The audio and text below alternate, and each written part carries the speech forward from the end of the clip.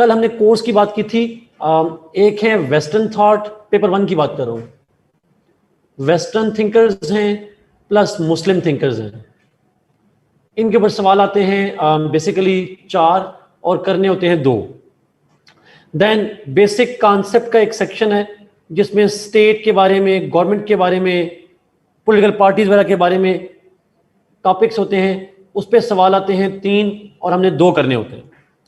Then paper 2 में जब जाते हैं तो उसमें यूके, यूएस, फ्रांस, जर्मनी, उन कॉन्स्टिट्यूशंस पे सवाल होते हैं 2, 1 करना होता है। और फिर उसके बाद अगला जो सेक्शन होता है उसके अंदर डेवलपिंग स्टेट के कॉन्स्टिट्यूशंस हैं, जैसे जब टर्की है, जैसे इंडिया है, टर्की है, मलेशिया है, ईरान है, चाइना है। और वो कॉन्स्टिट्यूशन है प्लस पाकिस्तान की कॉन्स्टिट्यूशनल हिस्ट्री, पाकिस्तान के करंट पॉलिटिकल इश्यूज, और पाकिस्तान की बनाने में 3 पर्सनैलिटीज का जो रोल है, जिन्ना, इकबाल एंड सर सैयद, वो है। और फिर प्लस एक कोल्ड वॉर पे टॉपिक है और एक टॉपिक है determinants of Pakistan foreign policy. इन सबको मिलाकर 5 सवाल होते हैं और 3 करने होते हैं। You have to attempt 3 out of 5 questions. ये आप जाएंगे तो सिलेबस में लिखा भी हुआ है सारे का सारा।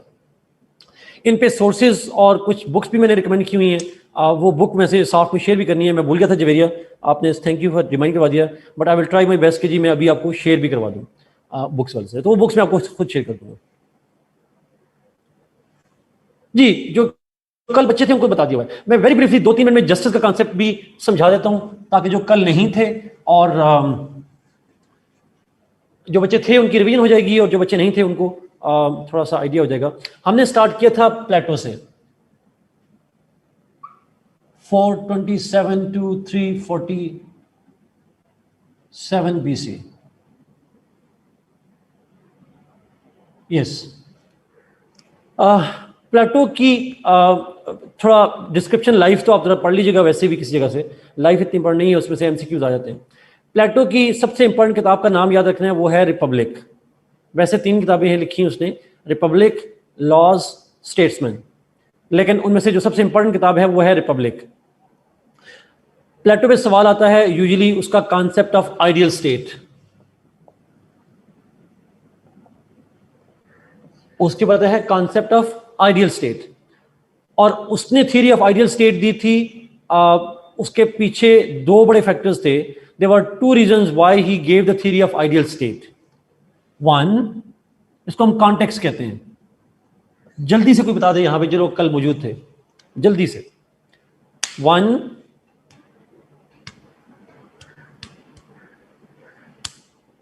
यस, फायदा the death of Socrates. Death तो नहीं कहेंगे, एग्जीक्यूशन कहेंगे।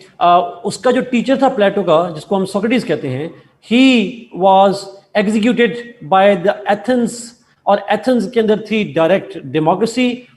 सोक्रेटिस डायरेक्ट डेमोक्रेसी को क्रिटिसाइज कर रहा था और उस क्रिटिसिज्म की बुनियाद पे उसको एग्जीक्यूट किया गया स्टेट की तरफ से।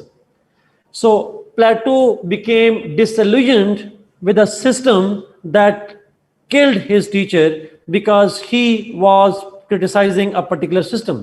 और उसके उस बात पे एग्जीक्यूट कर दिया गया। सो प्लेटो ने हथियार नहीं उठाए स्टेट के खिलाफ, उसने कलम उठाया and he started saying that this direct democracy is a bad system. Then what is a good system? He then produced the theory of ideal state. He developed the ideal state because he was disillusioned by the atrocities committed by direct democracy by Athens. दूसरी वजह थी दी Peloponnesian war, जो आप लोगों ने लिखा, बिल्कुल ठीक लिखा। पेलोपोनेशियन वॉर हुई, एक वॉर हुई एथेंस की स्पार्टा के साथ। Athens lost the war, Sparta won the war. So Plato found another reason to criticize the Athens direct democracy. उसको लगा ये जो डायरेक्ट डेमोक्रेसी है, it could not protect Athens from Sparta. Sparta was a dictatorship, Athens was a democracy. So he criticized the Athenian system that it's a bad system because it could not defend Athens. If it is a bad system, what is the good system? The ideal state. Ideal state की देने की वजह ये 2 वजह बनी। अब फिर हमने थ्योरी स्टार्ट की, we started with theory. And in 1 minute, Plato's theory of ideal state begins with his concept of justice. Plato कहता है that justice is the foundation of the state, ideal state. Ideal state होगी, उसकी foundation होगी justice. अब justice का concept क्या है? Let's see. उसने कहा जी justice का concept ये है, उसको understand करने के लिए हमें understand करना पड़ेगा humans को, जिसने साथ में लिखा tripartite nature of the soul. उसने कहा इंसान जो है उसके अंदर 3 बेसिक इंस्टिंक्ट होती हैं. इंसान की सोल के अंदर 3 इंस्टिंक्ट्स होती हैं. लस्ट होती है, डिजायर होती है, नहीं लस्ट और डिजायर एक ही है उस्मान. लस्ट या डिजायर, करेज और साथ में रीजन या विजडम. करेज को हम स्पिरिट भी कहते हैं. लस्ट, करेज एंड विजडम, ये 3 होती हैं इंस्टिंक्ट्स, और यही हर इंसान में मौजूद होती हैं. बट एक कोई ऐसी होती है इंस्टिंक्ट जो डोमिनेट होती है. कोई एक इंस्टिंक्ट ऐसी है जो कि इंसान को, उसकी सोल को डोमिनेट कर रही होती है. कुछ में लस्ट होती है, कुछ में करेज होता है, और कुछ में जो है वो विजडम होती है. उसने कहा कि जो मेजॉरिटी ऑफ सोसाइटी है उनके अंदर होती है लस्ट डोमिनेंट, और उससे कम लोग होते हैं जिनमें करेज डोमिनेंट, और least number of people are those in which wisdom is dominant. So majority लोग बेवकूफ होते हैं, कुछ लोग करेजियस होते हैं, और बहुत ही कम लोग हैं, रेयर लोग हैं जो कि अक्लमंद लोग होते हैं.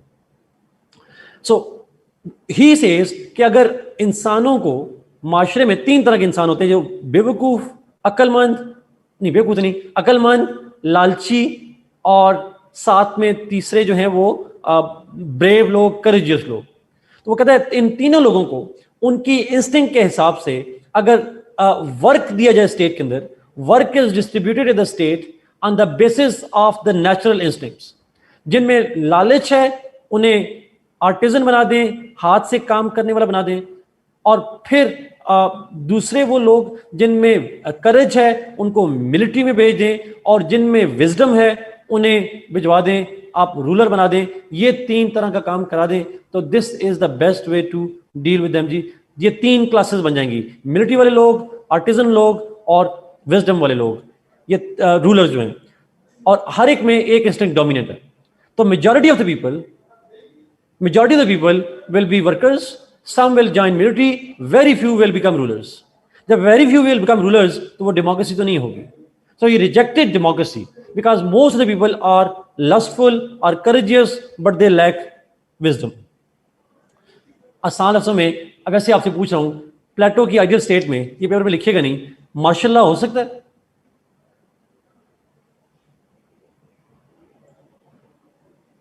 नहीं हो सकता. नहीं हो सकता. कैसे हो सकता है? जो सोल्जर्स हैं उनमें विजडम नहीं होती. ये उसने कहा, मैंने नहीं कहा, मुझे कुछ ना कहिएगा. ही सेड मिलिट्री, उसके अल्फाज हैं, जो लोग मिलिट्री में जाएंगे उनके, हमारे मॉडर्न दौर की बात नहीं कर रहा please. They have courage but they have not wisdom. जो ये नहीं कि वो मिलिट्री में है तो विजडम नहीं है, बल्कि उनमें विजडम नहीं है तो मिलिट्री में, वो ये कह रहा है. और जिनमें जो रूलर्स हैं दे हैव द विजडम. ये उसने कहा ऐसा होना चाहिए.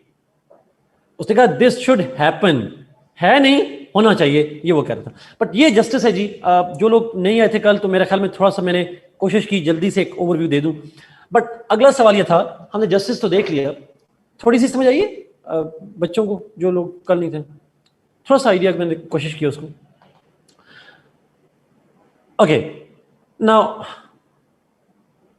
इसको पढ़ेंगे, इतनी मुश्किल नहीं है, बहुत आसान सा. पॉइंट इज, ये तो उसने कहा ऐसा होना चाहिए, फंक्शनल स्पेशलाइजेशन, जिसमें जो इंस्टिंक्ट डोमिनेंट हो उसको वो रोल प्ले करना चाहिए. सवाल ये है, यस एग्जैक्टली, उमर ने एब्सोल्युटली बिल्कुल ठीक डिफाइन किया. If people play role according to their dominant instinct, it's called justice. मैंने बुक्स जो रिकमेंड किए हैं जी, वो मैं आपको रीडिंग शेयर करूंगा. नोट्स नहीं है, बुक्स हैं, वो मैं शेयर करूंगा आपके साथ. Fatima don't need to worry, आगे बहुत आसान है, ये अभी आपको बहुत आसान लगेगी. अच्छा एक प्लीज सुन लें, जो लोग कल नहीं थे, हमारा पैटर्न ये होगा. Now I would start lecturing जी. हमारे पास 1 घंटा 6 मिनट है. So I would be speaking for at least 40 minutes. दरमियान में आप क्वेश्चन लिखेंगे. अगर मुझे लगा कि क्वेश्चन इंपॉर्टेंट है, मैं आंसर करूंगा. अगर मुझे लगा रेलेवेंट नहीं है, आई will not answer, but you can ask that even irrelevant question at the end. आखिरी 15 मिनट में आप वो सवाल पूछ सकते हैं. सवाल, इज इट ओके? ये कल भी मैंने बताया था, मैं आज फिर रिपीट करूं ताकि हमारा टाइम जो है वो इससे ज़ाया ना हो सर। आप जरूर पूछिएगा, अगर मुझे लगा कि वो रेलेवेंट है मैं आंसर कर दूंगा, अगर मैं नहीं कर रहा तो डोंट माइंड कि मैं आपको इग्नोर करूं, मुझे लगेगा सवाल रेलेवेंट नहीं है तो मैं उसको नहीं आंसर करूंगा, ठीक है? Okay, so I guess you should trust me कि मैं कौन सा सवाल मुझे रेलेवेंट लग रहा है या नहीं लग रहा। आई होप आप माइंड नहीं करेंगे इस बात को। जस्टिस से आगे चलते हैं जी। क्वेश्चन वाज, जस्टिस तक हमने कर लिया, अब ये जस्टिस पता कैसे चलेगा किस इंसान में कौन सी इंस्टिंक्ट डोमिनेंट है, हाउ टू नो दैट, कैसे पता चलेगा? In order to answer that question, in order to know, Plato introduces the scheme of education.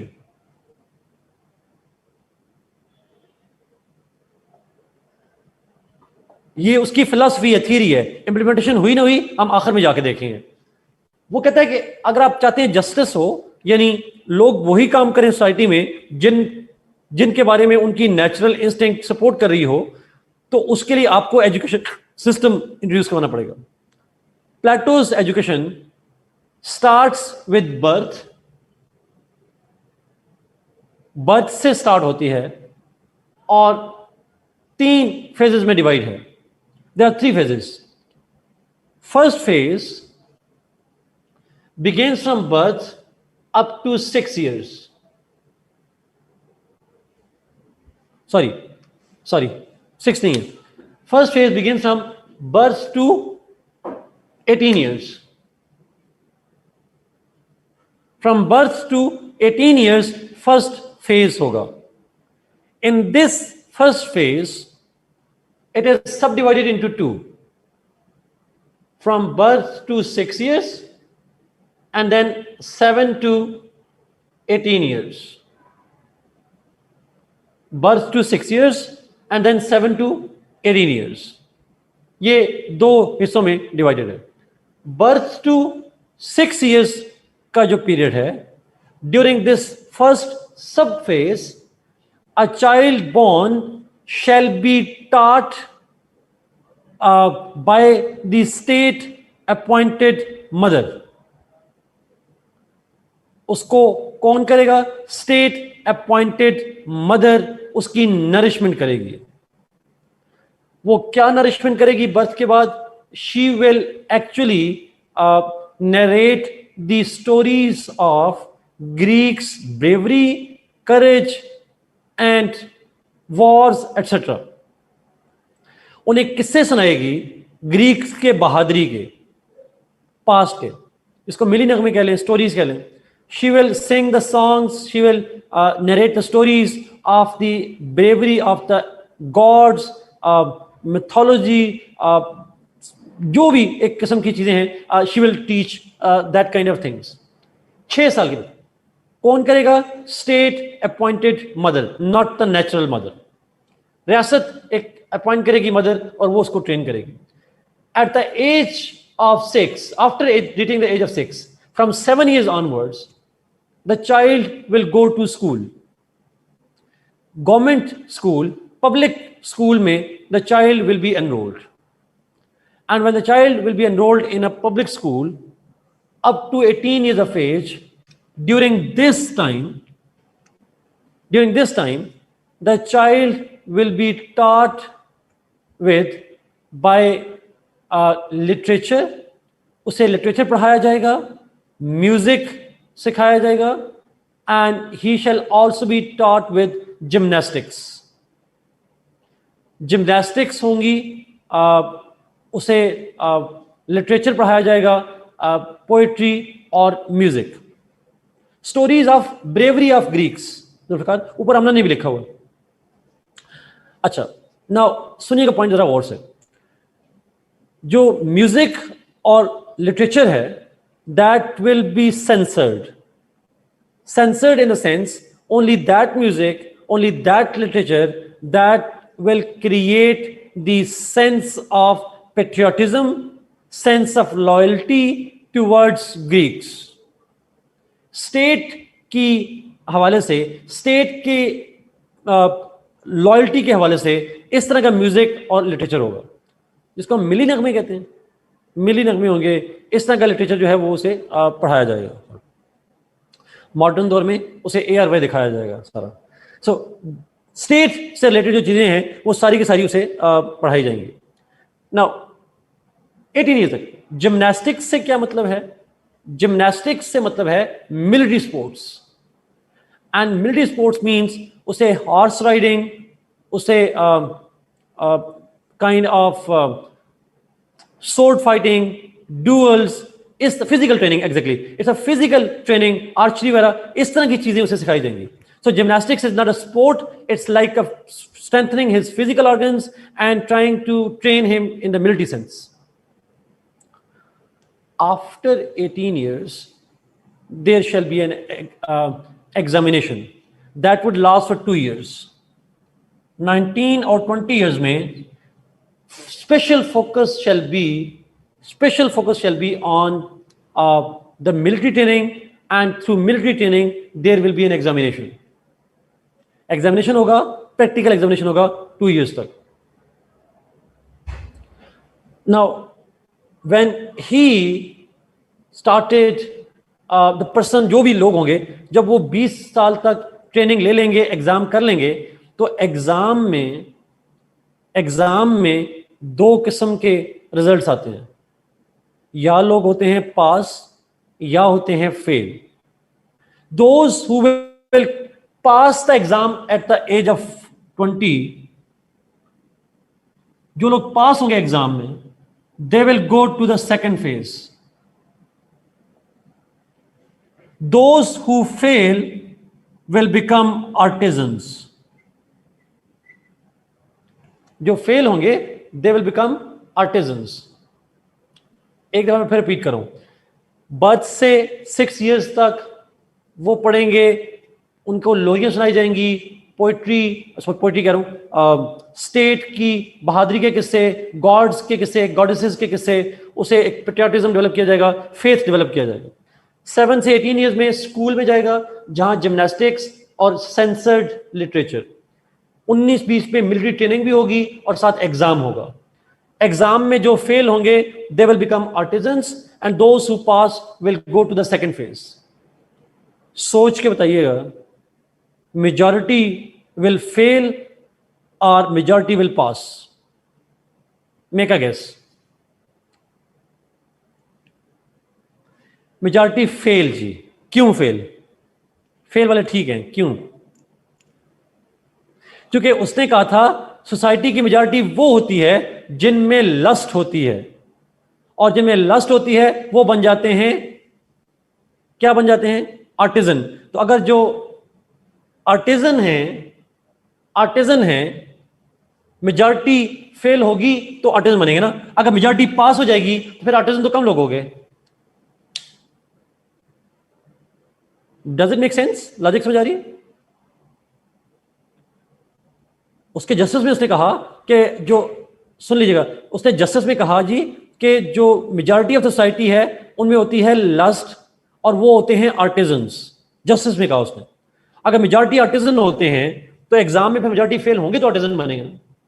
That's simple idea. जैसे सीएसएस में होता है, ये मैंने नहीं लिखा, आप में से किसी ने यहां पे लिखा है कि सीएसएस में मेजॉरिटी फेल हो जाती है। आप में से भी बहुत से लोग होंगे आर्टिजन बनने के लिए, but very few, majority will fail, few will pass. Those who will pass go to the second phase, and the second phase begins at the age of 21 and it will continue up to 35 years. 21 से 35 years तक hardly 3-4%, 6% से ऊपर result नहीं आता। 6% भी आ जाते तो कहते हैं बड़े ज्यादा पास हो गए लोग। सीएसएस की बात करें, यहां पे नंबर उसने नहीं दिया हुआ। नेक्स्ट 15 ईयर्स में द चाइल्ड तो नहीं कहना चाहिए, जो बंदा है, the people, the grown up kids, they will B taught with by basic sciences, philosophy, in mathematics, as well as the gymnastics or the military training will continue. Military training continue रहेगी, साथ उनको mathematics, philosophy, sciences, basics पढ़ाई जाएंगी 15 साल तक। After 15 years, अब literature निकल गया, लिटरेचर यहां से निकाल दिया. After 15 years, there will be another exam.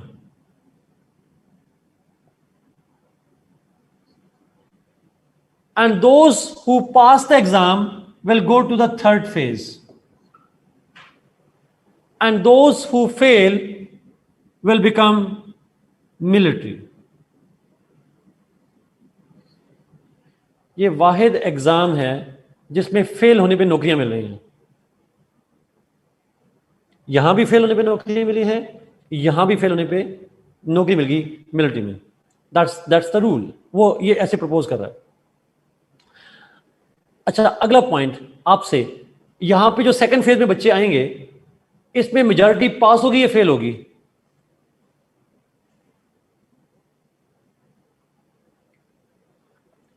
Fail. Majority fail होगी because second largest number of people are from the military. Second largest number वो लोग वही हैं और वो मिलिट्री में हैं. Very few will pass the exam and go to the third phase, and the third phase will start from 36 and will continue up to 50 years. They will not become rulers, Kiran. They will not pass होने वाले ruler नहीं बनेंगे, पास होने वाले third phase में जाएंगे और third phase will continue for next 15 years. 50 years तक 15 साल, यानी 15 साल मजीद एजुकेशन लेंगे. In those 50 years, in those 15 years, these people will be taught with by advanced philosophy, advanced mathematics, advanced sciences, and in addition to that, they shall also be attached with the existing rulers. फिर repeat करो. इसमें advanced philosophy, advanced mathematics, advanced logic, plus they will be attached with existing rules, जिसको आप क्या कहते हैं, attachment ही कहते हैं सीएसएस में जाके. वैसे तो आप इंटर्नशिप कह लें, जो भी कह दें sort of, तो somehow they will be that way. अच्छा, अब सवाल ये है यूटीशिप. हाँ, इसको सीएस में यूटीशिप आजकल हर बंदे ने पीएमएस वाले लगाया हुआ है, एसी यूटी लगाए हुए हैं आजकल सारे. Attached with the existing rulers. Now, in 15 साल में philosophy, mathematics, sciences, gymnastics निकल गई. अब soldiers चाहिए नहीं. At the age of 50, अब कोई एग्जाम नहीं होगा. No exam. After completing 50 years, अब ये लफ्ज गौर से सुनिएगा जो मैं कह रहा हूं. After the age of 50 years, those who will pass, they are eligible to become the rulers. They are eligible to become rulers, and one out of them shall be chosen as the philosopher king.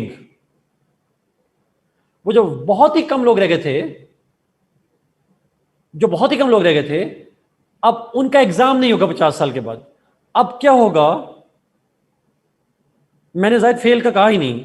Did I से fail? 50 साल के बाद कोई exam नहीं होगा. Those who complete 50 years, they are eligible to become rulers, and secondly, one of them shall be chosen as the philosopher king.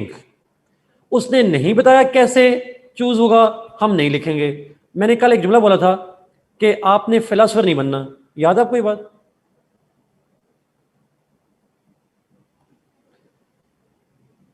आपने कोई क्या उसको पीएम लिख दें, प्रेसिडेंट लिख दें, मुझे कोई फर्क नहीं पड़ता. उसने जो कहा मैंने आपको बता दिया.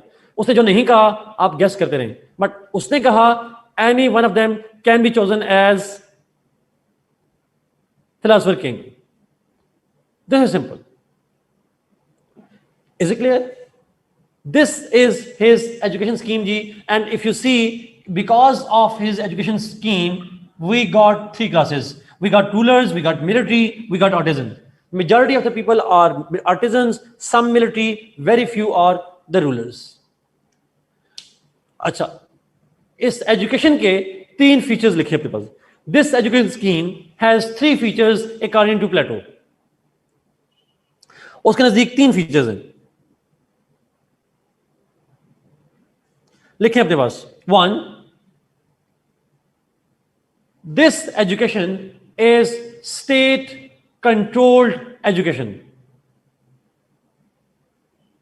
स्टेट कंट्रोल्ड एजुकेशन का मतलब यह है कि ये वो एजुकेशन है जो कि स्टेट इंस्टीट्यूशन में ली जा सकती है, private education is band. Second feature,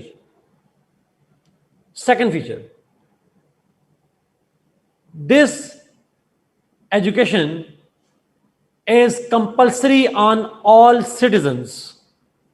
जो भी शहरी होंगे, it is compulsory on them to enroll in education. Everybody must be enrolled. Compulsory, state will ensure that. Third, it is having equality for men and women. Men can get educated, women can get education. दोनों education ले सकते नहीं, दोनों के लिए compulsory है, option ही नहीं है। It's compulsory for both men and women. So men and women can be artisans, men and women can be military, men and women can be the rulers. Is it clear? ये समझ आ रही है?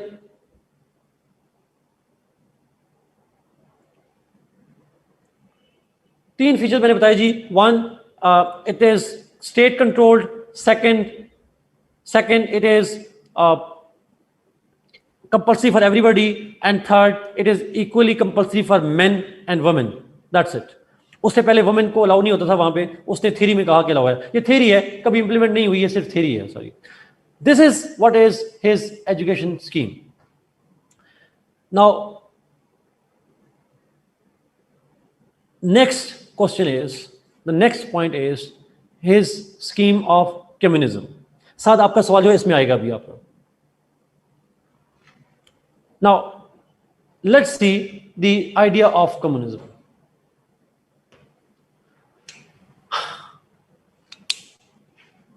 मैं इस context में बता रहा हूं, यहां पे लिख रहा हूं।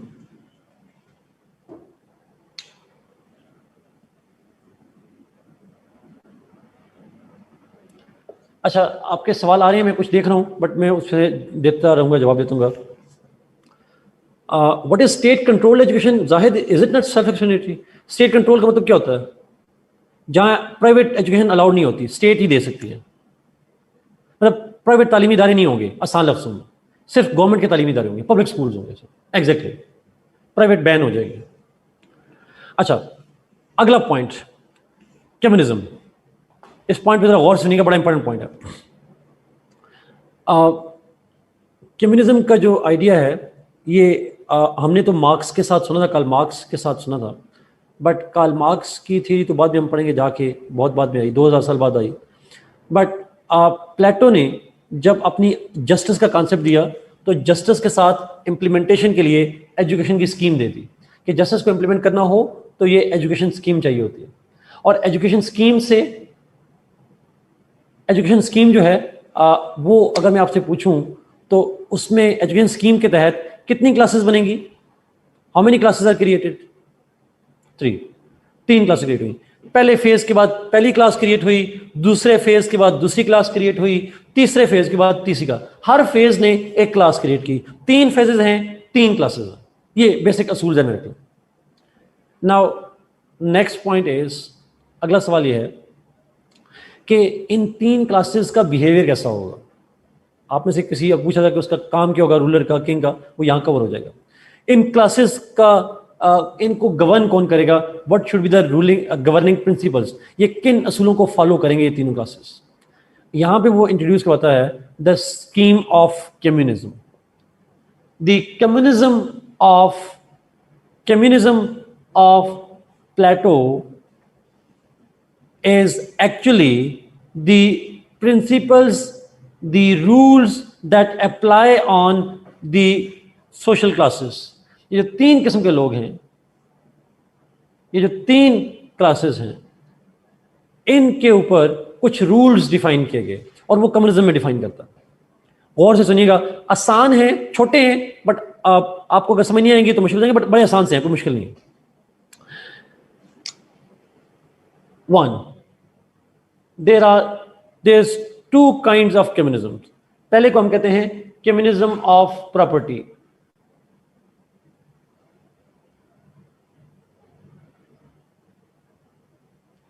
Communism of property. ये गौर से सुनिएगा प्लीज. आसान आप लिखते हैं ना, तो फिर जब लिखते हैं तो आप सुन नहीं पाते, तो आप दोबारा पूछना पड़ता है आपको. सुनिएगा please. Communism of property means that the upper two classes, प्लेटो का कम्युनिज्म याद रखिएगा वो तीनों पे अप्लाई नहीं होता. It is only applied to upper two classes. Upper two classes कौन सी हैं? What are the upper two classes? Anybody?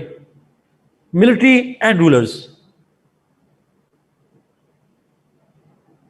तो ये आर्टिजन पे अप्लाई नहीं होगा.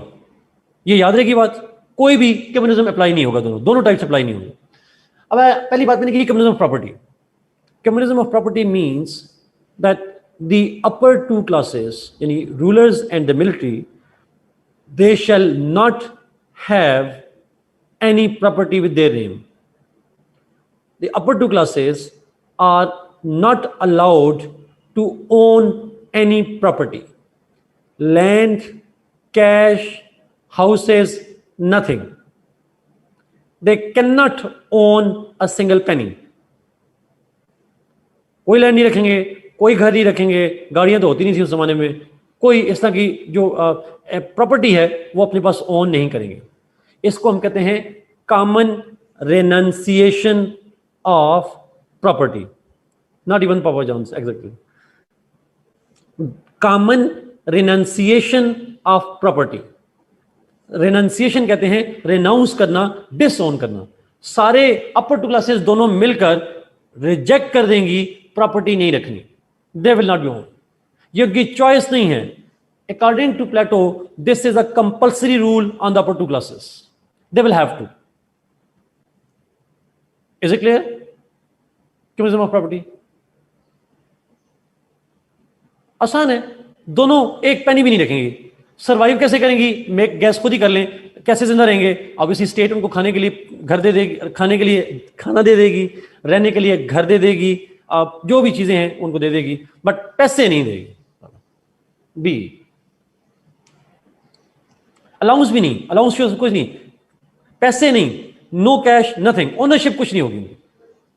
खाना दे देगी, पीना दे देगी, सब कुछ. बी बड़ा important point, communism of family.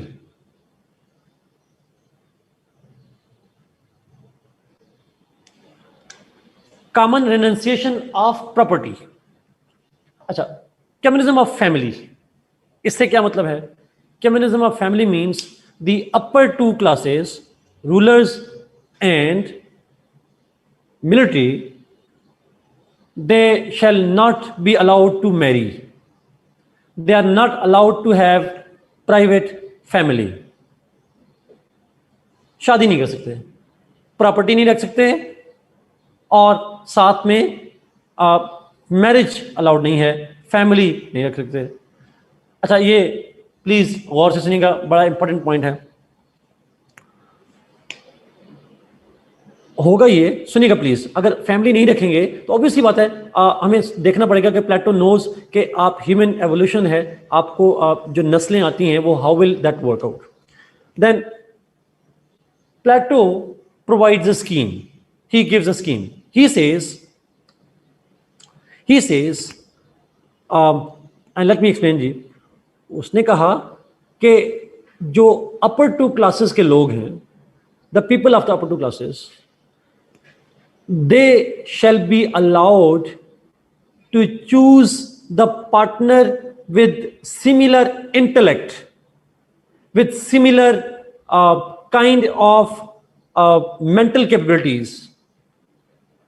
They will choose the partner who will be of the similar mental capabilities, and they will be allowed to mate with each other. They will be allowed to live together for some time, and when a woman gets pregnant, she will be separated. She will be separated, and when the child is born, तो वो कहां जाएगा? आपको मैं पहले बता चुका हूं, where the new born child will go, नन ना गए नन, स्टेट अपॉइंटेड मदर के पास एजुकेशन में चला जाएगा, स्टेट कंट्रोल कर लेगी फेज 1 में। नो, अब the child born will not know the father, father will not know the child, nobody would know. So the kind of family that they have, they will not be as such a family. That's a simple idea. So no private family. हाँ, एक intellect के लोग अपर 2 classes के met कर सकते हैं, और mating के बाद if the woman gets pregnant, she can be separated. And the people can mate with somebody else. अगली दफा वो किसी और से मेट कर सकते हैं, and they can keep on mating. अगर डिफरेंट होते रहेंगे, बच्चे पैदा होते रहेंगे, वो स्टेट के पास जाते रहेंगे, the life will go on. What about artisans? इसको, अच्छा, इसके लिए हम लफ्ज़ यूज़ करते हैं कम्युनिज्म ऑफ फैमिली को हम कहते हैं, we call it the marriages allowed नहीं, अच्छा ये याद रखिएगा, you can't live like one family. अच्छा, this is called common ownership of the family. Common ownership क्यों कहते हैं? Because anybody could be your child, anybody could be the father, anybody could be the mother. Common ownership, that's a simple idea. अच्छा, अब मेरा आपसे एक सवाल है, 2-3 सवाल है, बल्कि जवाब दीजिएगा please. Are artisans allowed to have family and property? Yes they are. Can they marry? Yes they can. शादियां कर सकते हैं. अब you have 3 seconds to answer. सोच के जवाब दीजिएगा, सोच के जवाब दीजिएगा 3 सेकंड में. ये प्लेटो ने नहीं कहा, हम एज्यूम करेंगे, हम फिलोसोफर बनते हैं थोड़ी देर के लिए. What is the minimum age of marriage for artisans? 3 seconds.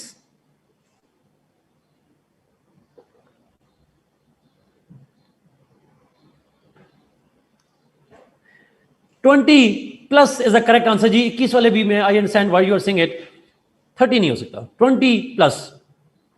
क्यों? 20 के एज में if you fail an exam you can marry, if you pass an exam you can't Mary.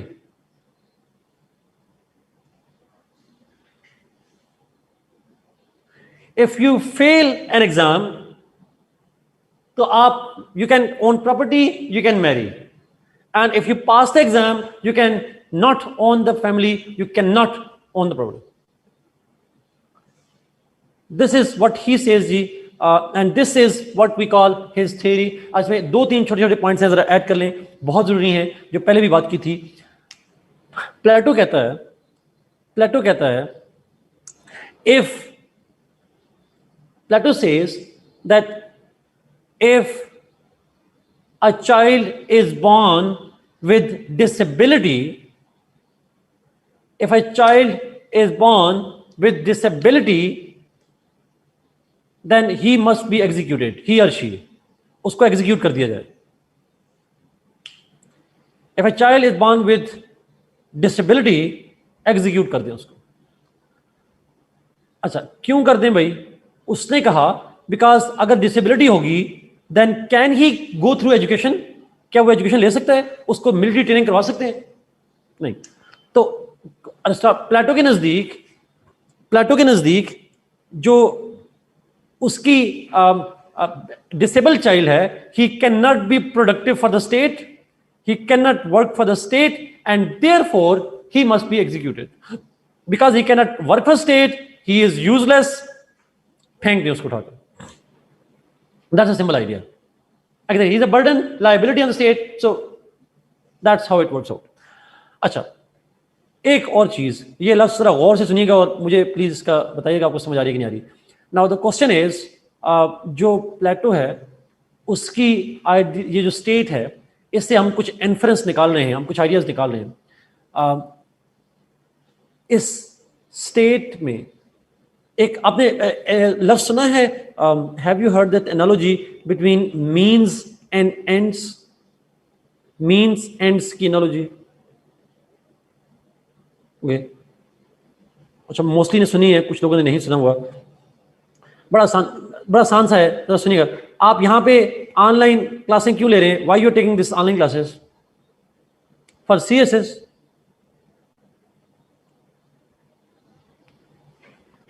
मजबूरी क्या है, वही है ना, आपका गोल है CSS और उसके जरिए से you have chosen this online class,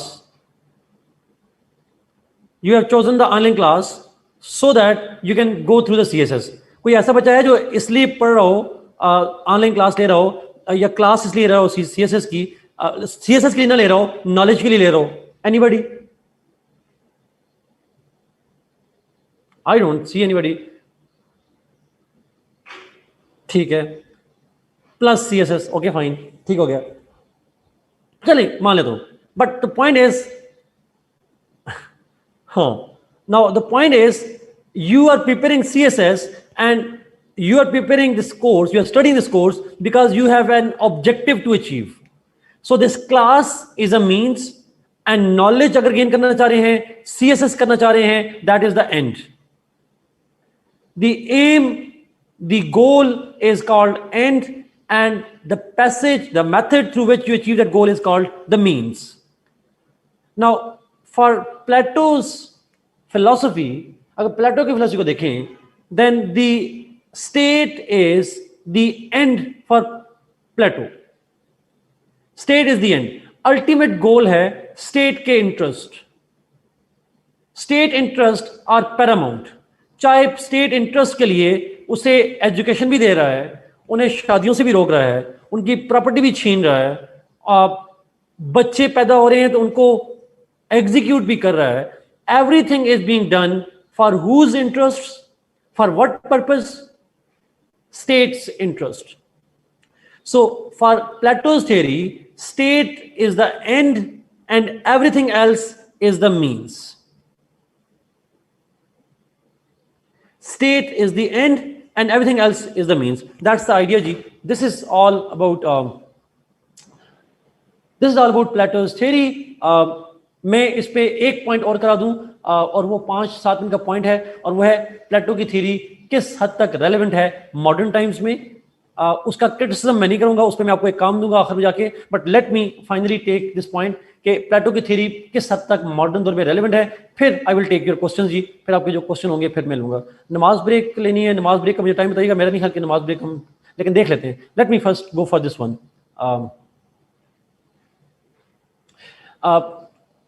जी ठीक है, what is the end and means जी? इकरा मैंने बड़ा आसान सा है, अभी नमाज की बच्चों ने बात की, इज नमाज द एंड और it's a means to an end? It's a means, because नमाज के जरिए से you want to achieve some goal, and that goal could be नेकियां या जन्नत या गॉड्स हैप्पीनेस, या कोई भी आपका होगा। You must have some end to achieve through this paper pass, चले जो भी है, but it will always be some kind of goal that you want to achieve. So means is जरिया, and is the destination. Okay, there is no term for Hamza, there is no term for that. Let me see कि इसकी theory modern दौर में कहां relevant है जी। Point लिखे अपने पास, note कीजिएगा, बड़े इंपॉर्टेंट पॉइंट है। प्लेटो, उसकी थ्योरी अब मॉडर्न दौर में 100% तो रेलेवेंट नहीं होगी, कुछ पॉइंट्स क्या रेलेवेंट है, let's see. Plato was the first one to introduce the concept of examination. State is the end and people are the means. People are the means. अच्छा, पहला मैंने उसका बताया जी मॉडर्न दौर से relevance, and that is that he was the first one who has introduced the concept of examinations. Exactly, सारी बदुआएं इसको जाएंगी स्टूडेंट्स के। Second, Plato was the first thinker who provided any theory about politics. He was the first one to give the first systematic theory in political science. Exactly. Next one, he was the first one to have made education compulsory.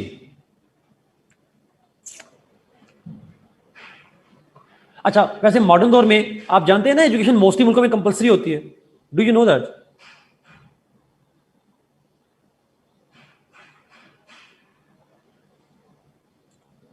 तो he was the first one to introduce. Next, he is considered to be one of the pioneers of feminism.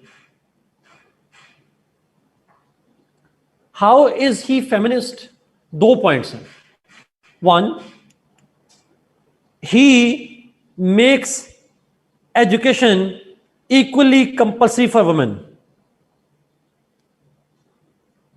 Education compulsory करार दे रहा है, which means the women must get education. हमारे यहाँ लोग अभी तक नहीं अलाउ करते, उसने उस वक्त कंपल्सरी किया था.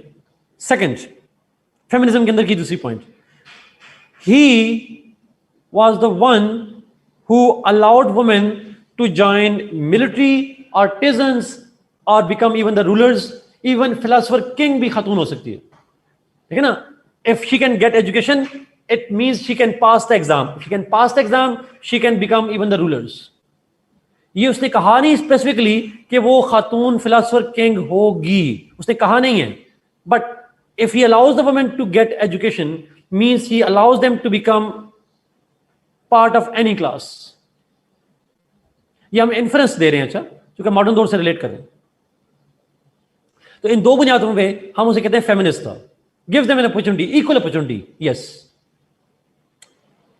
सेकंड, पहला पॉइंट था जी कि उनको एजुकेशन कंपल्सरी है. Second point is he gives them the opportunity to get any job in the exam. If they pass the examination, they can become artisans और मिलिट्री और बिकम रूलर्स. वो कोई भी रोल सोसाइटी में play कर सकती हैं. They can even become the king in the state. Equal opportunity for women. Next, अच्छा, मैंने आपसे पूछा था मिनिमम मैरिज एज कितनी है. What is the minimum marriage age? 20 plus हो जाएगी. मतलब 21 स्पेसिफिकली ना कहें, 20 प्लस हम कहते हैं उसे, ज्यादा अच्छा हो जाएगा.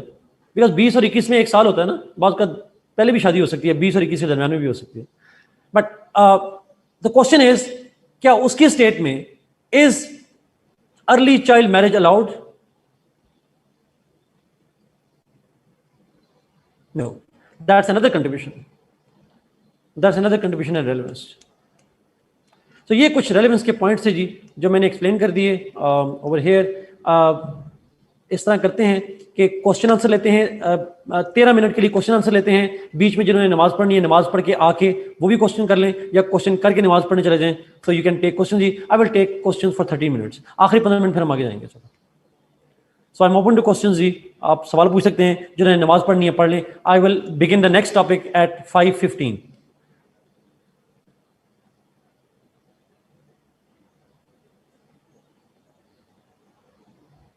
This is what is Plato's theory of ideal state जी. और यही थ्योरी, ये सारी थ्योरी रिपब्लिक के अंदर है. क्रिटिसिज्म बैक को असाइनमेंट आपको मैंने देनी है साथ आफ्टर द क्लास. बाकी बच्चे आज मैं करता हूं. आर्टिजन मैरिज की बात की गई. आई सेड जी those who will become artisan after failing the exam, वो मैरिज कर सकते, बिकॉज आर्टिजन पे कम्युनिज्म अप्लाई नहीं होता. So they can get married after that. Last 2 points repeat करें. जाहिद, लास्ट 2 पॉइंट्स जरा बता दें कौन से points. What was the logic behind the theory of not getting married? हमारा उसको लगता था if you get married and if you own property, then the rulers can get corrupt. Nepotism आ जाएगी, corruption आ जाएगा, and they will spend the time on family affairs, they will spend the time on property and not for the state. तो state interest के लिए और corruption से बचने के लिए वो logic देता है. और he says it by the way. जरा chat बड़ी कर दीजिएगा. Okay. What happens to children of artisans? Will they go to state as well? Yes, Mustafa. वो तो artisan बच्चे तो सारे, every child compulsory है ना, सारे एजुकेशन में जाएंगे. Whatever we have covered is enough for Plato or need to study more. You need to study always. ये मैंने आपको पहले भी कहा था, स्टडी जरूर करना है obviously, but टॉपिक यही पढ़ना है आपने इसी के बारे में. Marriage age, Zahid, marriage age is 20 plus for artisans. Upper class के तो मैरिज कर नहीं सकते. In his allegory of the cave, important, it's a part of the republic. No, Hamza not. Sir, 437 क्या है? प्लेटो बस तो 428 की है, तो 428 से ऑनवर्ड जाना चाहिए था हमें. असमा, डिफरेंट किताब सोर्सेज भी आपको डिफरेंट डेट मिलेगी. मैंने 427 डेट पढ़ी है, तो मैंने 427 लिखी है. आइए, रिक्वेस्ट थी आप क्वेश्चन अगर पब्लिक करेंगे ना, ताकि सारों को सवाल का पता चल जाएगा. चैट ऊपर करिएगा. मैं कर लूँ? हो जाता मुझसे? हाँ, मेरे से भी हो जाता। Good. Okay, you told there were 3 stages of education system. Please mention their names. I need to tally. Education system के 3 फेजेस जो हैं, वो पहला फेज बर्थ टू 18 या 20 तक भी आप कह सकते हैं एग्जाम है, 21 से 35 सेकेंड एज, 36 से 50 तक थर्ड फेज। फेज के स्टेज ना कहें। टीचर्स की क्लास किस क्लास से होंगे? Ahmed Zaman, he does not say it, so we won't comment how it was taken by people of that time. Again Ahmed Zaman, उस वक्त ये थ्योरी आम लोगों के लिए थी नहीं, so how people reacted to that, that's not relevant, वो हमसे रेलेवेंट नहीं है। नाउ हमें पता है इसके बारे में। Goal is end and method to achieve is means. Yes Kinza, exactly. Goal जो होता है वो एंड होता है, और जिस तरीके से आप गोल को अचीव करते हैं, that's called means to. Are we suppose to give critic on these series in exam? अगर क्वेश्चन पूछे तो यस, अगर ना पूछे तो नहीं। What is the criticism on this theory? Rida, मैंने अभी इस पे आपको असाइनमेंट देनी है छोटी सी। जी हसान, एग्जैक्टली, डायमेंशन यही होगी, इसी के बारे में आपने पढ़ना है। No Manoor, we don't need to do the statesman and laws, उसकी जरूरत नहीं है, वो है भी नहीं। उसकी सबसे इंपॉर्टेंट किताब ही रिपब्लिक है, उसका सारा आइडिया इस पे। Who will run the economy? Just artisan. Rimsha ने पूछा, रन द इकोनॉमी से मतलब अगर आप रेवेन्यूज की बात करें तो रेवेन्यूज वही जनरेट करेंगे, यस। लेकिन रूलर तो रूलर्स हैं। Modern era, what was the point about marriage? मैंने कहा जी अर्ली चाइल्ड मैरिज हमारे यहाँ मॉडर्न दौर में बैन होती है, इट इज डिस्करेज्ड। उसकी स्टेट में भी मिनिमम मैरिज एज है वो 26 ईयर्स है। What is the relevance of women with philosopher king? Umar, if women can get education, it means they can become the philosopher king.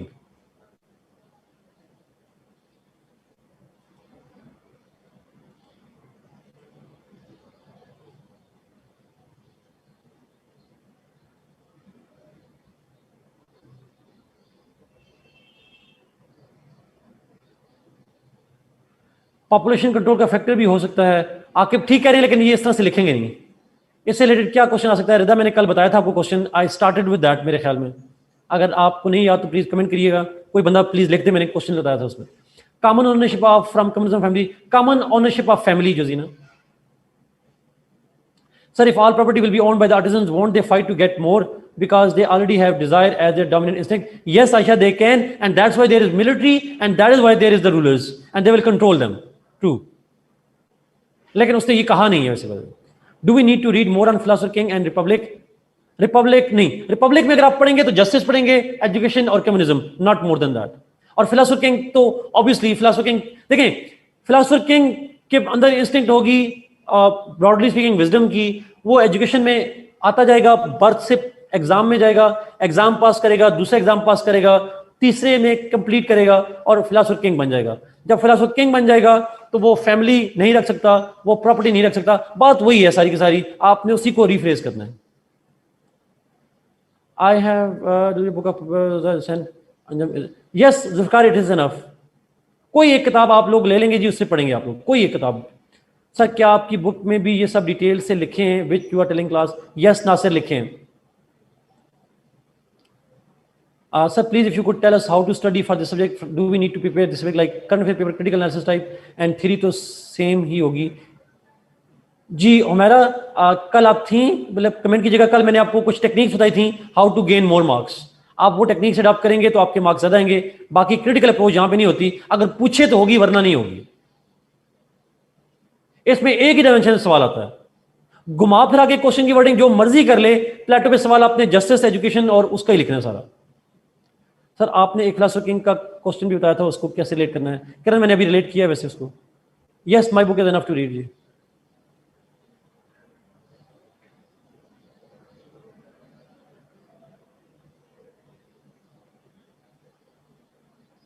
साथ मेरे ख्याल में मैंने इस सवाल का जवाब अभी क्लियर कर दिया है।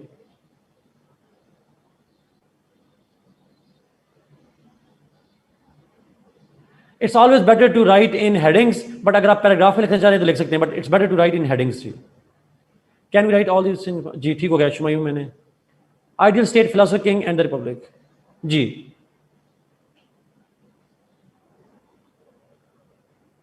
हमजा ने पूछा why he didn't draft any constitution for the state. Hamza क़यामत वाले दिन मिलेगा तो मैंने जरूर पूछना उससे, बट मुझे ऑनेस्टली स्पीकिंग नहीं पता। He did not right it. हम बस एक ही बात है, जो उसने कहा है हम बताएंगे, जो उसने नहीं कहा हम नहीं बताएंगे। We don't know. उस वक्त कॉन्स्टिट्यूशन रिटन का कॉन्सेप्ट होता ही नहीं था वैसे। If question about ideal state will ask then will write everything justice philosophy king education. Yes फायदा everything. Okay. Sir, philosopher king is the executive here and other rulers are his cabinet. Yes, Rimsha, it's like that. It's like that. Advisor, उसने last paper में ये ना लिखेगा, philosopher king is like the ruler and the remaining rulers are his aides, advisors. But जिसको आप cabinet modern दौर में कह सकते हैं, ऐसे लिखिएगा नहीं इसको. No, Faria, they can't. They can't. उसने नहीं कहा कि resign कर, उसने नहीं बताया कि resign कर सकते कि नहीं कर सकते, so no comments. तो जो उसने कहा है हमने पेपर में वही लिखना है, खुद से नहीं सोचना। Okay, Awais communism of family means the people of upper two classes can not have private family, और in other words the people of upper two classes can not get married. जी के अंदर you will write all these three things, ये सारी चीजें लिखेंगे। Okay okay, मेरा वो अभी किसी से कहते हैं वो क्वेश्चन लिख रहे जी, तीन तरह से सवाल आ सकता है, या उसकी रिपब्लिक बुक पे जिसके अंदर ये सारी थ्योरी है, या उसकी आइडियल स्टेट पे जो सारी थ्योरी है, या उसके फिलोसोफर किंग पे। और फिलोसोफर किंग पे सवाल आएगा तो मैंने बता दिया किस तरीके से आपने रिलेट करना है। टेक्निक्स रिपीट कर देता हूं रिमशा, कल 3-4 पॉइंट अगर आप में से कोई रिपीट कर दे मैं उसको नीचे जाकर दोबारा एक्सप्लेन कर दूंगा। अगर कोई नेकी करे नीचे लिख दे प्लीज, कल की टेक्निक्स, मार्क्स गेनिंग स्ट्रेटेजीज, मैं उसको एक्सप्लेन करता हूं फिर अभी।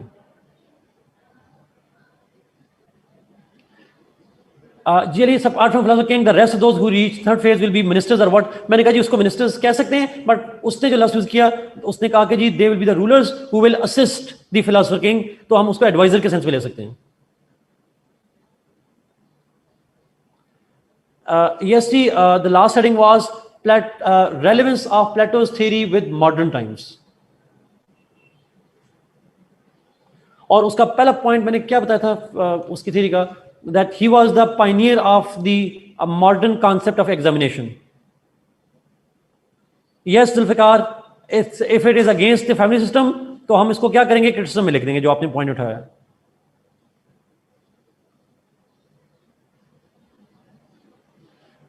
इकरा, so do we need to read more about philosophy and republic. Yes जी, मैं रीडिंग तो लाजमी है, मैंने आपको एक रीडिंग लाजमी करनी है।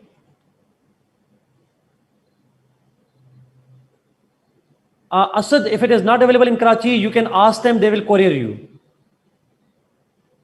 आप जो आपके कोऑर्डिनेटर हैं उनको कहेंगे जी आपको पब्लिशर का नंबर दे दें, वो आप कोरियर करवा सकते हैं। जी मैं अभी अरीम करता हूँ, वो नीचे किसी ने लिखी होंगी, मैं अभी एक्सप्लेन करता हूँ। Manoor sir, how many philosophers will we do and would this be sufficient for exam. Yes जी मानूर, हम तकरीबन कुछ 10 के करीब करेंगे वेस्टर्न थिंकर्स, और मेरे ख्याल में वो काफी होंगे एग्जाम में। फाइनेंसेस कहाँ से आएंगे, साजिद ने पूछा। He does not explain, we will not right.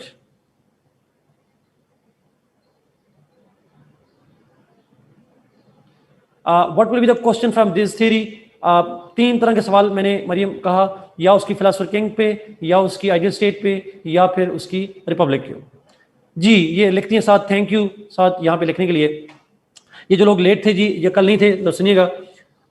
एक सबसे पहले करना है, आपने अपना आइडिया, जैसे पूछा गया कि इकॉनमी कहाँ से जनरेट करेंगे, फॉर एग्जाम्पल कोई भी आपका अपना आइडिया जो उसने नहीं कहा हुआ आप खुद से नहीं लिखेंगे, जो उसने कहा लिख दिया, उसकी मॉडर्न लॉ से रेलेवेंस लिख दी, उस पर क्रिटिसिज्म पूछा तो लिख दिया, खुद से उसकी थ्योरी को एडिट नहीं करना। जो उसने नहीं कहा एज्यूम नहीं करना कि ये होगा, हम मोस्टली उसको एज्यूम नहीं कर रहे होते, मोस्टली एक आधे एज्यूम्पशन बना लेते हैं, मोस्टली नहीं करते।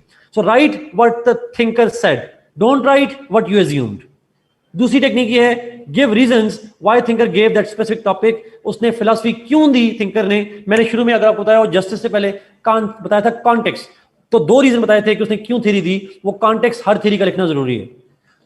आप थिंकर को कोट कर सकते हैं, जिस थिंकर को आप पढ़ रहे हैं उस थिंकर को, या किसी और थिंकर ने इसके बारे में कुछ कहा। प्लेटो के बारे में अगर अरिस्टोटल ने कुछ कहा होता मैं कोट कर लेता, प्लेटो ने कुछ कहा है तो मैं उसे कोट कर लूंगा, but I will not quote anybody else. I will quote, I must quote, but only the thinker and the relevant persons.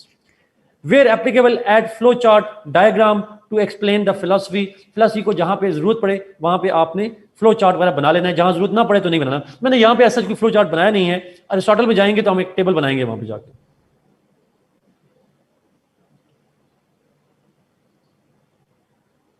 Ji Sajid, that will be enough जी, that will be enough.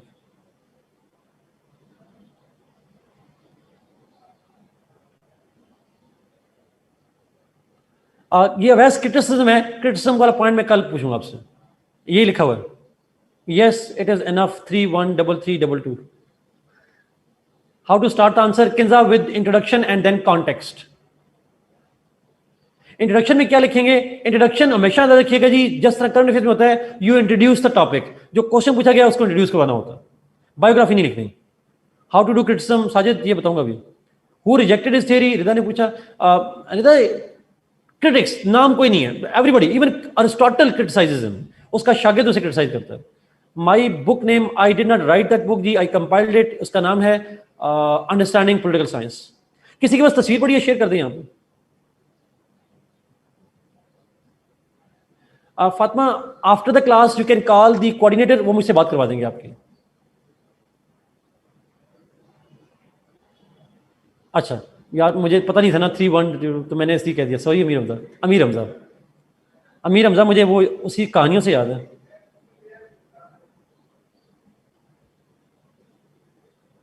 Ji Rimsha, I will explain every context जी, मैंने अभी इसका भी explain किया था, अगले का भी करूंगा। दूसरे की भी लिख सकते हैं, जो ना दोनों की लिख सकते हैं, उसकी अपनी भी किसी और की भी। I don't give assignments as such Mariam, but I will give you, okay, थोड़ा थोड़ा काम दूंगा आपको। If you could let us know the structure of answer, हमारा एग्जैक्टली स्ट्रक्चर ऑफ आंसर का स्ट्रक्चर डिपेंड करता है क्वेश्चन पे। तो क्वेश्चन जिस तरह का होगा उसके हिसाब से स्ट्रक्चर होगा। अगर क्वेश्चन हो कि उसके थ्योरी को एनालाइज करें, आइडियल स्टेट को लिखें, तो ऐसे लिखेंगे। अगर पूछे मॉडर्न से रेलेवेंस, थ्योरी के बाद रेलेवेंस लिख दें। अगर पूछे क्रिटिसिज्म, थ्योरी के बाद क्रिटिसिज्म लिख दें। तो थ्योरी कैसे स्ट्रक्चर करनी है वो मैंने आपको बता दिया।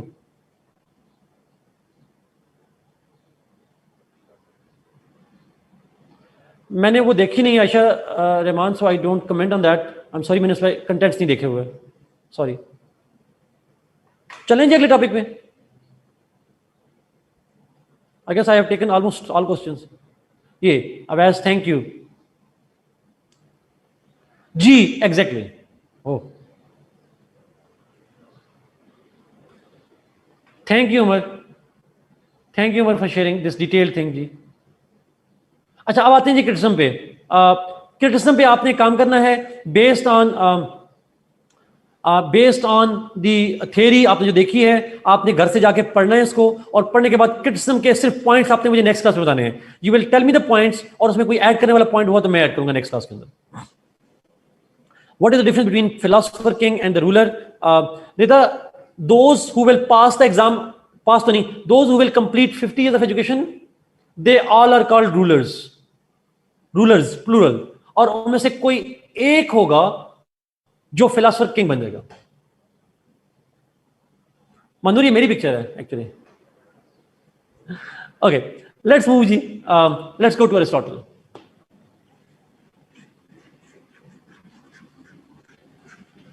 ये मेरी फ्यूचर की पिक्चर है, फ्यूचर वाली।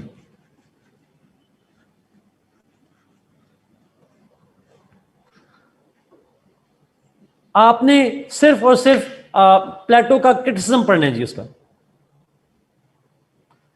ये सारी चीजें कम्युनिज्म का पार्ट है, जस्टिस भी कम्युनिज्म का पार्ट है, एजुकेशन भी है, कम्युनिज्म भी है, और ये मिलाकर बनते हैं ideal state.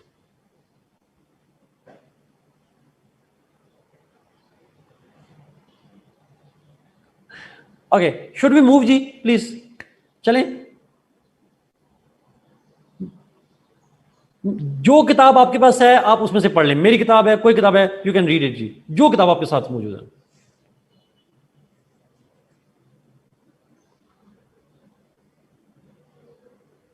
Okay let's move ji.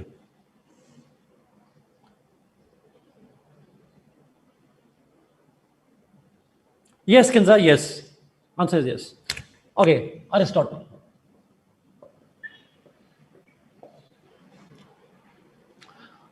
Aristotle was born in 384 BC and he died in 322 BC. ये डेट ऑफ बर्थ जरा करेक्ट कर लीजिएगा जी। होमवर्क आपका ये है जी, आपने क्रिटिसिज्म को उसके पॉइंट्स शॉर्टली नोट करके बताने हैं। सही है, गुड। Aristotle was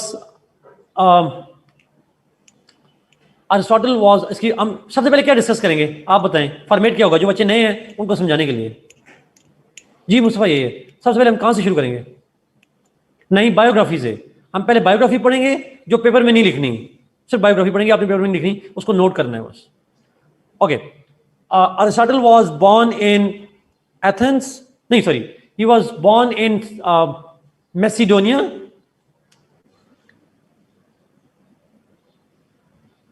मैसिडोनिया का नाम पिछले साल 2019 में चेंज हुआ जी, और उसका नया नाम रख दिया गया नॉर्थ मैसिडोनिया। बट 2019 में जब वो पैदा हुआ था तो उस वक्त नाम मैसिडोनिया ही था। तो he was born in Macedonia. His father was a physician, doctor थे उसके father, with whom he got his basic education and training. With whom he got his basic education and training. Later on, he was sent to Athens for higher education. उसे Athens भिजवाया गया education के लिए। In Athens, he became a student in academy. Academy क्या है? What is academy? World Times Academy नहीं है। अच्छा, Plato's, exactly, exactly, Plato's educational institution. So in other words, he joined academy means he became the student of Plato. वो प्लेटो का student बन गया। He remained Plato's student until his death. प्लेटो की death तक he remained part of this institution.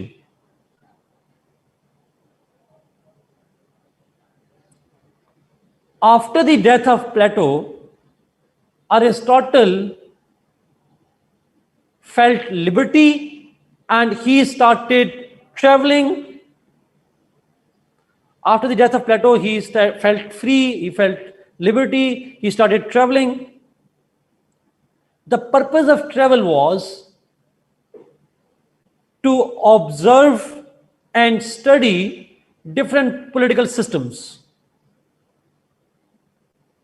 इस point को underline कर दें।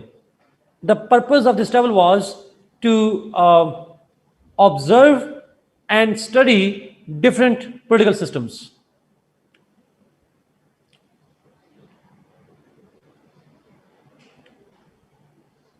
He also went to his home in Macedonia. वो मैसिडोनिया भी गया, where he became the teacher of Alexander the Great. सुना हुआ अलेक्जेंडर का नाम? क्या कहते हैं, सिकंदर आजम कहते हैं उसको। Yes. So he, Alexander was a toddler at that time. वो छोटा बच्चा था और उसको बचपन से, आप जिसको एबीसी कहते हैं, he taught him when he was a young guy. Sikandar Azam. Later on, Aristotle returned to Athens. Later on, Aristotle returned to Athens, where he established his own institution, which is called Lyceum.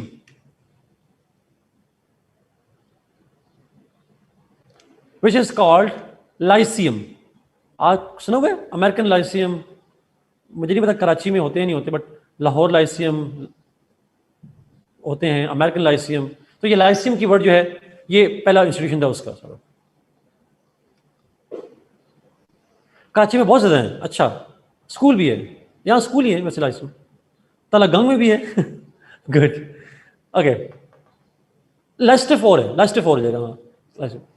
अच्छा खैर, Lyceum है जी लाहौर में, तो Lahore Lyceum है और American Lyceum है, British Lyceum भी है शायद, पता नहीं, आई डोंट नो। खैर, इन Lyceum Aristotle spent most of his life reading, writing, and teaching. In Lyceum, Aristotle spent most of his life teaching, reading, and writing. Just before his death, he returned to Macedonia. मौत से कुछ पहले, कुछ साल पहले वो वापस आ गया था मैसिडोनिया में, वहीं पे उसकी डेथ हुई मैसिडोनिया में। Anyhow, Aristotle's most important work Aristotle's most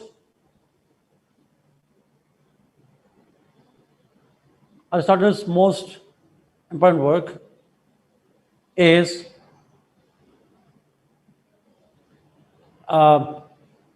called Polis,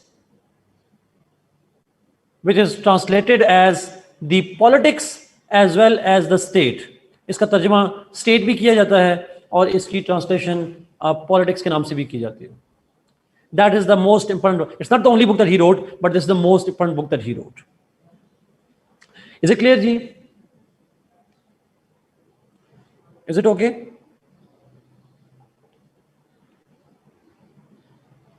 जी फायदा पुलिस. पुलिस ना लिखिएगा, बाकी है. लेट्स सी द क्वेश्चन किस तरह से आता है यहां पे. अरिस्टोटल पे what is it's the name of the book. Polis meaning state or politics. Politics or state. Okay. Now, इस पे सवाल किस तरह से आ सकते हैं जी. Mostly the question on Aristotle is about his concept of state. पता था मुझे, इसीलिए मैंने कहा पुलिस ना लिखे. देखा किसी बच्चे ने लिखा था police. No, Harim, not. Poetics was not. मैं political philosophy की बात करूं. Poetics was not related to political philosophy, by the way. It was different. It was a general philosophy. Politics में सबसे important, obviously, इसको हम बात करें. Now, इसमें जो सवाल आता है जी, it is about the state and the classification of state.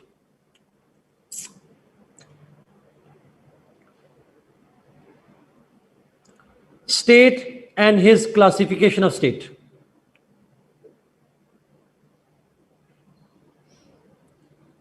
Less likely, but एक जुमला बोला जाता है, बड़ा इंटरेस्टिंग जुमला है, और इस क्वेश्चन को आप खुद आंसर करेंगे at the end.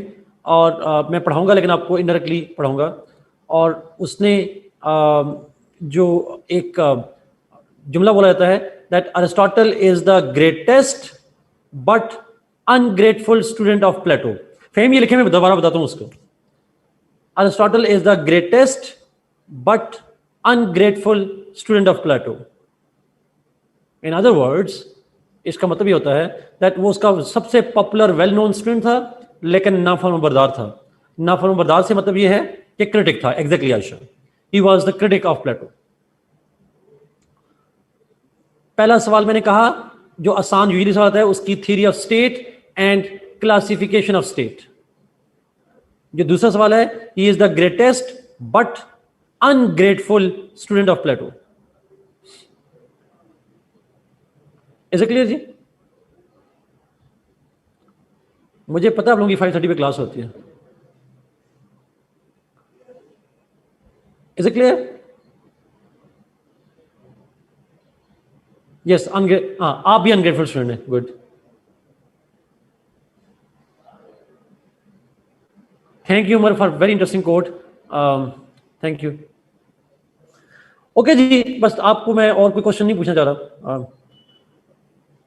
Second question की लॉजिक बेसिकली ये कि सबसे पॉपुलर स्टूडेंट था. प्लेटो के बहुत सारे स्टूडेंट थे, बट उनमें सबसे बड़ा नाम अरिस्टोटल का ही है. लेकिन अरिस्टोटल सबसे मशहूर शागिर्द तो था, लेकिन मसला ये था कि उसने प्लेटो की थ्योरी को माना नहीं. He actually was critical of Plato's theory. अच्छा, एक और जुमला बता दूं जी थोड़ा सा. आप शायद जानते हैं हमारे सब्जेक्ट का नाम क्या है जिसको हम पढ़ रहे हैं?